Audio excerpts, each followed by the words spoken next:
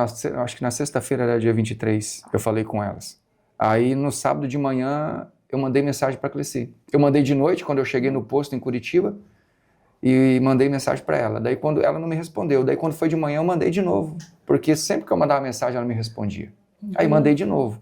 Aí cheguei em São Francisco e ia tentando contato, e nada. Aí comecei a mandar mensagem para Manu e para a Miliane. No sábado. No domingo eu já comecei a ligar. E ligação, não, até no sábado eu tentei ligação, porque não era normal elas não me responder.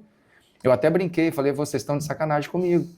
Aí no domingo à noite, quando eu estava em Cascavel já de volta e sem contato, aí eu liguei para um amigo meu, porque no sábado eu falei, estou voltando para casa e tal, só que eu achava que ele ia direto a Sorriso.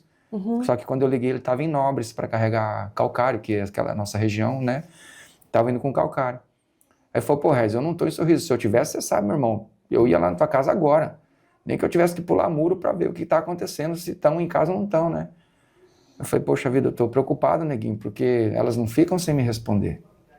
Aí passou, eu peguei e liguei para a polícia. O policial na base me colocou direto com o policial na casa. Falou, não, nós estamos aqui, teu carro é um carro vermelho, o ar-condicionado está ligado, os seus cachorros, você tem 2 cachorros, eu falei, isso, 2 pastor alemão, estão aqui, acuando. E eram cachorros aqui. bravos, assim? Sim, fumaça, você entrar dentro de casa sozinho, não tinha como.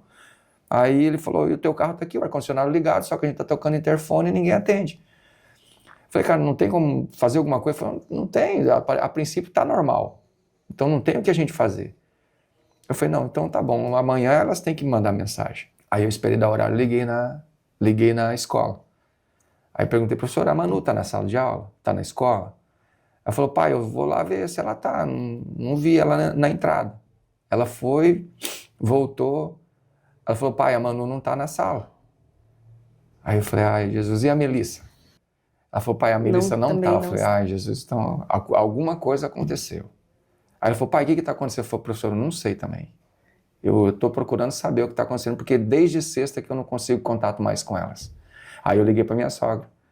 Eu não quis ter ligado antes para minha sogra, porque minha sogra, ela operou o nariz. Que ela tinha um tumor no nariz, então... E até a minha esposa tinha mostrado foto da cirurgia, então eu não queria incomodar. Sim. Né? E daí aí eu mandei mensagem para ela, falei, dona Sueli, a senhora falou com a Cleci, com as meninas, esse final de semana, elas foram aí? Ela falou, Regis, eu conversei com a Cleci só na sexta, e a Miliane também, que a Mimi ia no sábado limpar a casa da minha sogra, ela sempre ia limpar a casa para a avó. Ajudava. Isso. E ela falou, daí eu conversei com ela e a Mimi falou que estava com muita cólica, e daí ela não ia poder vir ajudar. E daí não falei mais com ela, Regis, até hoje. Eu falei, dona Sueli, desde sexta que eu não consigo contato com elas. Eu mando mensagem, não me respondem, eu ligo, não me atende. Eu tentei ligar para o meu cunhado no domingo à noite, para o Gerson. Aí passou, eu peguei e liguei para a polícia. E daí quando a minha cunhada chegou, a polícia já estava lá. E daí ela olhou por baixo, que eu tenho um vão no portão, ela viu as bicicletas, viu o carro, viu tudo, ela falou, não, tem coisa errada, não é normal. Aí esperaram chegar, ligaram para o bombeiro para tentar sedar os cachorros, porque eles não deixavam. Sim, aproximação. Entrar. Aí sedaram a Tina, que é a fêmea, e o Fumaça, para sedar eles, um sedativo não derruba ele. E aí queriam matar ele. Aí foi que a minha cunhada falou, não, vamos então, derruba o portão e deixa ele fugir. E foi o que fizeram. E aí se depararam com a cena. É uma pergunta que eu faço para mim mesmo. Como que esse cara conseguiu entrar? Sabe? As meninas muito ativas, muito espertas. Como é que elas não conseguiram abrir uma janela, pular para fora? Porque se elas pulam e se a casa ele vai atrás delas, o Fumaça ia atacar ele. São coisas que eu pergunto para mim, eu não tenho resposta para mim. Como que esse miserável conseguiu entrar na casa? E em nenhum momento as meninas relataram a percepção de um olhar diferente, relataram para você que elas perceberam uma presença masculina olhando diferente para elas, porque pela maneira, né, que ele entrou numa casa, num horário, você não estava em casa, com o cachorro, sem que o cachorro pegasse, nos leva a crer que poderia ter sido aí estudado. Esse crime, na sua opinião, foi premeditado? Eu acredito. Ele estudou aquilo lá? Todos que a gente fala acreditam que ele estudou bem para poder entrar ali. Né? Com certeza, ele estudou para poder entrar. O Fumaça é muito bravo. Fumaça, você não entra em casa. Até minha sogra, às vezes, para entrar em casa, a gente tinha que colocar ela para dentro de casa e segurar ele lá para o fundo. Só que, assim, as minhas meninas, eu sempre falo para elas, vocês não ficam aqui no pátio. Não dê para as pessoas ficarem olhando. E se vocês verem alguma coisa, e se elas Não tinha vissem o hábito alguma de ficar coisa... fora, né, lá na frente E de se elas vissem casa, na alguma coisa, rua. elas iam falar. Elas só ficavam na frente de casa quando eu estava em casa. Que daí eu estava ali, mexia alguma coisa no caminhão, elas aproveitavam para brincar. E os vizinhos relataram algo também de aproximação, uma percepção de um movimento diferente naquela noite? Não, porque ali sempre teve movimento, porque tem uma quadra de beach tênis próximo, né? E sempre bastante movimento por causa que muitas construções. Então tinha casa ali perto da nossa, tinha outra casa para baixo, tudo sendo construído. Paralelamente. E, Regis, diante dessa tragédia que aconteceu, você consegue perceber, você sempre percebe se algo mudou em Sorriso depois disso? Porque a gente tem em Sorriso, eu entrevistei recentemente o prefeito de Sorriso, ele disse que os números já diminuíram, né? O índice de violência no município já diminuiu, porque o município liderou ranking de violência no estado de Mato Grosso, também no país, sendo algo que chama muito atenção, né? Mato Grosso ser um estado tão violento, especialmente contra as mulheres. E isso foi uma tragédia que parou o estado. Você consegue perceber que o Sorriso mudou depois disso? Alguma coisa mudou? Você acha que a cidade realmente está mais tranquila? Eu acho que não. Eu tenho certeza que não. E essa questão que os números diminuíram também, eu acho que o prefeito está equivocado. Eles não vão dizer, né? Porque isso mancha a gestão dele. Mas eu acho que não mudou, não. Eu converso com algumas pessoas que sabem disso muito bem e elas me falam que não mudou, não. Que continuou do mesmo jeito. Mudou, eles mudaram, eles começaram fazendo pente fino 2 meses depois. Começaram a averiguar obras, isso, aquilo, parou. Tanto que 5, 6 meses depois... Uma menina lá, a Larissa, não sei se você ficou sabendo do caso, um rapaz que morava do lado da casa dela, que já tinha sido condenado, estava em prisão domiciliar, tentou estuprar ela, espancou ela, ia matar ela e a filha. Graças a Deus ela conseguiu escapar. Então, quer dizer, se tivesse mudando as coisas, não ia acontecer de novo. E o cara estava do lado, o marido dela saiu para trabalhar e só encostou o portão, e ela escutou o portão abrir. E ela achava que era o marido, de repente esqueceu alguma coisa. Não, quase que ela foi assassinada também. Sabe? Graças a Deus ela conseguiu. A minha família não teve a mesma oportunidade, né? Mas eu acho que não mudou nada em Sorriso, não. Tá fazendo algumas coisas agora, até conversei esses dias com um vereador, falei algumas coisas para ele, ele foi atrás, procurou e, né? Aí depois ele até mandou o vídeo para mim, olha, você falou, fui lá ver, vou montar. Eu falei, não, mas continua em cima.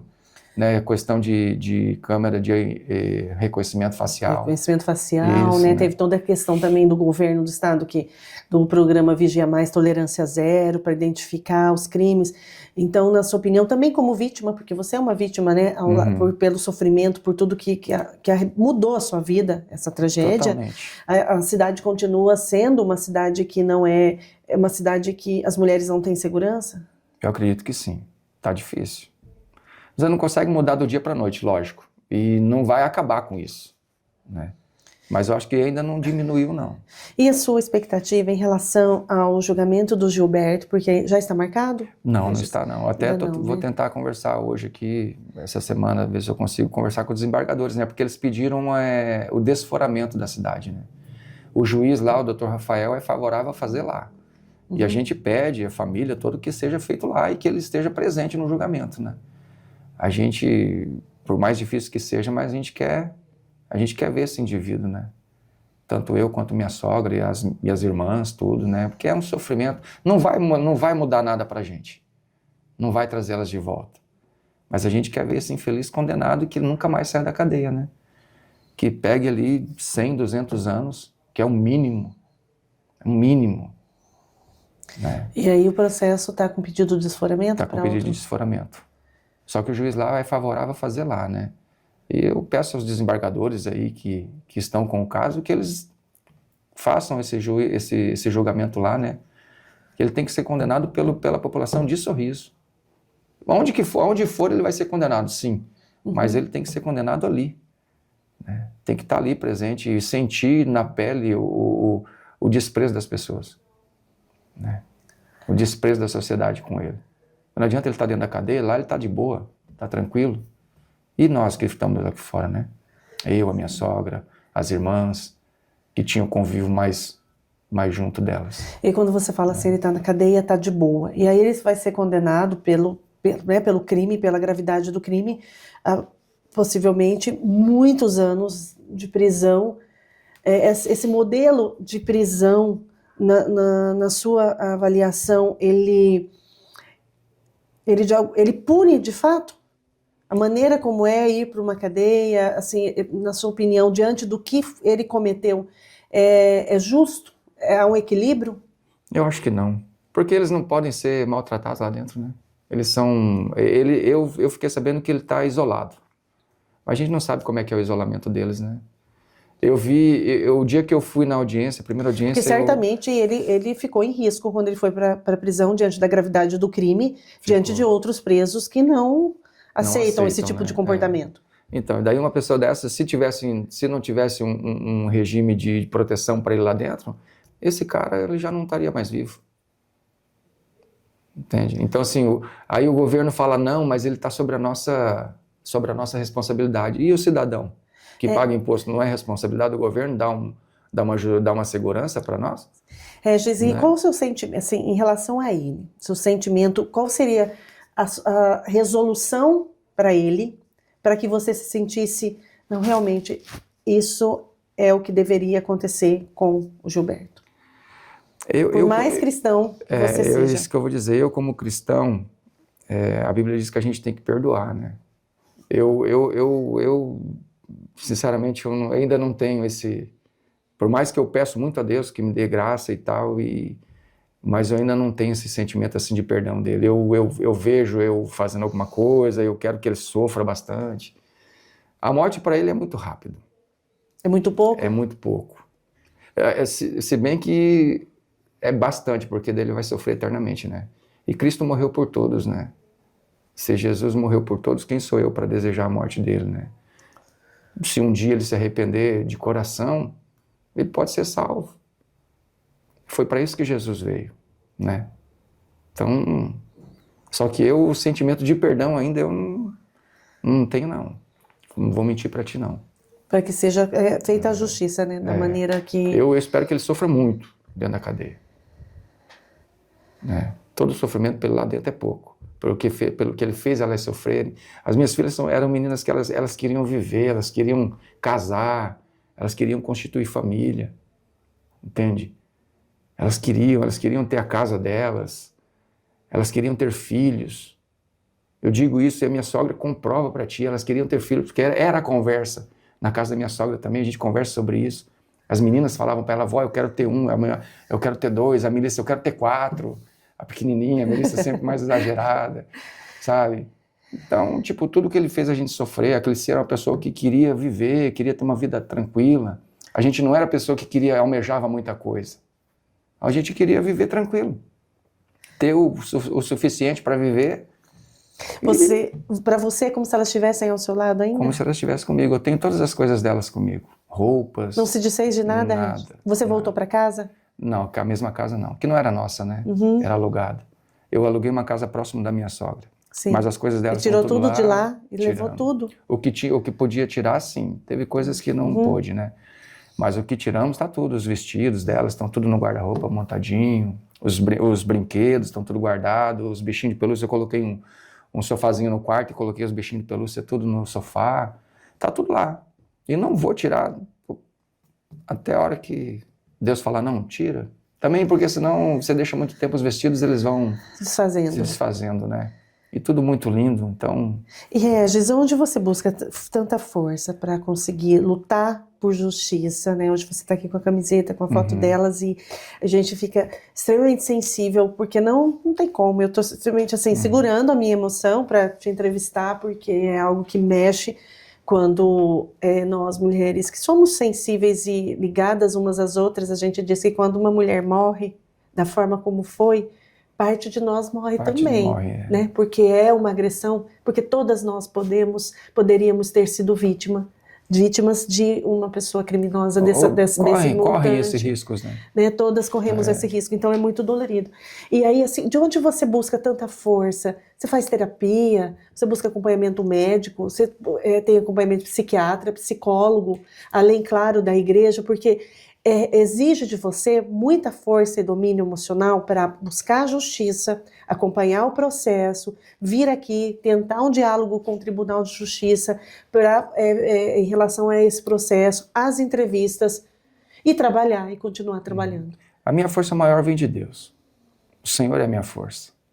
O rei Davi falava isso, o Senhor é a minha força. Você ficou mais apegado a Ele depois dessa tragédia? Mais. E Ele tem me sustentado em todo momento. E eu sempre falei para minhas filhas, Deus acima de tudo, Deus acima de mim, Deus acima da mãe de vocês, Deus acima de tudo, primeiramente Deus. Ele é o regente maior do universo, é Ele que nos sustenta. A gente que crê em Deus, a gente que tem uma vida diante de Deus, a gente sabe que a gente pode passar pelo que for, mas Ele é o nosso ponto seguro, é Ele que sustenta. Se você for ler a Bíblia, você olhar a Bíblia em tudo, os grandes homens de Deus sofreram, padeceram, mas Deus sempre esteve com eles na mão, segurando. E a Bíblia diz lá, Deus diz, pode uma mãe esquecer de um filho? Pode uma mãe esquecer de um filho, porém eu não esqueço, eu tenho você gravado na palma da minha mão. Todos os seus dias estão registrados, as suas dores estão registradas, eu te sustento, eu te seguro, eu te guardo, eu te capacito, eu te fortaleço. Eu posso estar me arrastando, mas eu sei que o Senhor é o meu Redentor. E você acredita Ele que dá força, entende? Que um dia você vai retomar a felicidade? Você vai conseguir ser feliz de novo? Nessa vida aqui eu não sei, tudo é possível. Como eu confio em Deus, Ele pode mudar, né?